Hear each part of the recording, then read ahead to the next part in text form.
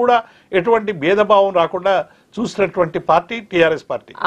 మీరు ఈ మాట అంటున్నారండి. మరి బయట అంటే వార్తల్లో వచ్చిన విషయాల్లో చూసుకుంటే రంజాన్ వచ్చిందంటే అక్కడికి వెళ్తారు, క్రిస్టియన్స్ పండుగ వస్తే అక్కడ వాళ్ళ దగ్గరికి వెళ్తారు. కానీ శ్రీరామునికి సంబంధించినటువంటి కార్యక్రమం ఏదైతే శ్రీరామ నవమి వస్తుందో ఆ సమయంలో వారు పట్టు వస్త్రాలు అంటే ఒక అధికారికంగా వెళ్లవలసినటువంటి కార్యక్రమానికి కూడా వారు అటెండ్ అవ్వకుండా వారి తరఫున వారి మనవడను పంపించడం అనేది ఎంతవరకు కరెక్ట్ అన్నట్లుగా చాలా మంది ప్రశ్నించారు. అంటే ట్రోల్ అవుతూ వచ్చారు. ఇదంతా సోషల్ మీడియా. ఇప్పుడు దురదృష్టం ఏంటంటే మనం నిజం కడప దాటి లోపల అబద్ధం ప్రపంచమంతా చుట్టొస్తుందని ఇవాళ ఇటువంటి ఇప్పుడు కేసీఆర్ గారు ఇంద్రకరణ్ రెడ్డి గారు పోయి పట్టు వస్త్రాలు సమర్పించారు, మనమడు సమర్పించలేదు.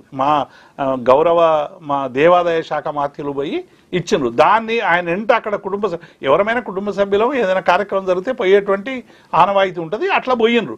వారు పోయి పట్టు వస్త్రాలు ఏం సమర్పించారు? పట్టు వస్త్రాలు ఇంద్రకరణ్ రెడ్డితో పాటు అనేక మంది 10 మంది సమర్పిస్తారు, ఒకరి తర్వాత ఒకరు సమర్పిస్తారు.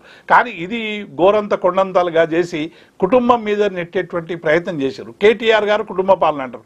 కేటీఆర్ గారు అద్భుతంగా రాణించి సిరిసిల్ల నుంచి ఆయన ప్రజాప్రతి, ఆయన ఏం నామినేటెడ్ ఎమ్మెల్సీ కాదు, నామినేటెడ్ ఎమ్మెల్యే కాదు, ఒక అద్భుతమైనటువంటి విజ్ఞానం ఉన్నటువంటి ఒక ఐటీ శాఖ మంత్రి. ప్రపంచంలోనే పేరెన్నికగన్నటువంటి కేటీఆర్ ను పట్టుకొని కుటుంబ పరిపాలన అంటారు. అట్లాగే హరీష్ రావు గారు ఎంత అద్భుతమైన మాస్ లీడరో మనకు తెలుస్తుంది. రోజు ఒక 1000 మందిని మినిమం కలిసి వారికి సంబంధించినటువంటి అంశాలు తెలుసుకునేటువంటి వ్యక్తి. మొత్తం రాష్ట్రం అంతా కూడా ఎన్ని సమస్యలని ఎక్కడైనా ఏదైనా కష్టం వచ్చినా ఏం చేసినా 24/7 పనిచేసేటువంటి అద్భుత నాయకుడు హరీష్ రావు గారు. హరీష్ రావు గారికి మంచి పేరు ఉందండి. ఇప్పుడు ఇద్దరిని కుటుంబ సభ్యులు, కుటుంబ పాలన అంటే మంచి పని చేసేటువంటి వాళ్ళు కుటుంబంతో పైకి వచ్చిండ్రా లేకుంటే వాళ్ళ పనితనంతో పైకి వచ్చారా? ఇవాళ హరీష్ రావు గారు అద్భుతంగా రాణిస్తారు. మీరు అసెంబ్లీలో అయినా ఎక్కడైనా వారు మాట్లాడుతుంటే ప్రజలందరూ కూడా ఇందులో నిజం ఉంది అనేటువంటి ఒక భావనకు వస్తారు. కేసీఆర్ గారికి అద్భుతమైనటువంటి ఇవన్నీ ఉండడం వల్ల, ఆ ఆలోచనలు ఉండడం వల్ల ఆలోచనలు అమలు చేసేటువంటి నాయకత్వం అంటే కేటీఆర్ కావచ్చు, ఇటు హరీష్ రావు గారు కావచ్చు,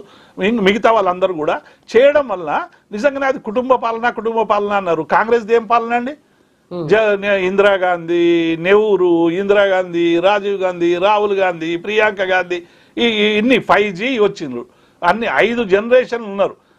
ఇవన్నీ చెప్పుకుంటూ పోతే ఆయన మోదీకి సంబంధించి కూడా, మోదీ నాకు పిల్లలు లేరు అంటారు. వాళ్ళ కుటుంబాలకు సంబంధించిన ఎంతమంది ఎన్ని కుటుంబాలకు ఏమేమి ఇచ్చిండు అనేటువంటిది లిస్ట్ అవుతే తెలుస్తుంది. ఇది కేవలం ప్రాంతీయ పార్టీ అన్నప్పుడు సహజంగానే కొంత కుటుంబ వ్యవస్థాపకులకు సంబంధించినటువంటి ఆధిపత్యం ఉంటుంది ఆ పార్టీల మీద. ఎందుకంటే ఫౌండర్స్ కాబట్టి డెఫినెట్గా మా కేసీఆర్ గారు అంటే మా అందరికీ నాయకుడు. ఆయనకు ఉన్నటువంటి అద్భుతమైనటువంటి ఆలోచనల్ని అమలు చేయడం వల్లే తెలంగాణ రాష్ట్ర సాధన ఖాయమైంది. ఆ తర్వాత 14 సంవత్సరాలు వాళ్ళు గల్లీ తిరిగి ఏదైతే ప్రజల ఆకాంక్షల కోసం ఏమేమి ఎజెండా తయారు చేయాలో ఎజెండా తయారు చేయడం వల్ల, ఆ ఎజెండాని ఇలా అమలు పరచడం వల్ల తెలంగాణ ప్రజలు ఈ 10 ఏళ్లుగా ప్రశాంతంగా ఉన్నారు. మొత్తం తెలంగాణ, హైదరాబాద్ రాష్ట్రం నుంచి 70-75 సంవత్సరాల తెలంగాణ చరిత్ర మనం చూసుకుంటే 10 ఏళ్ళు కొద్దిగా ఇబ్బందికరంగా లేనటువంటి పరిస్థితి 10 ఏళ్ళలోనే ఉంది. కొన్ని సమస్యలు ఉంటాయి, ప్రజలన్నప్పుడు సమస్యలు ఉంటాయి, కొన్ని రకరకాల ఇబ్బందులు వస్తాయి, కొంత నిర్బంధం ఉంటుంది, కొన్ని రకరకాల సమస్యలు ఉంటాయి. వీటిని డామినేట్ చేసిన మంచి పనులన్నీ కూడా అండర్మైన్ చేసేటువంటి ప్రయత్నం ప్రతిపక్షాల నుంచి జరిగింది. దానివల్ల అంతో కొంత నమ్మి మాకు ఓటమి వచ్చిందనేది మేము అనుకుంటాం. మరి ఇప్పుడు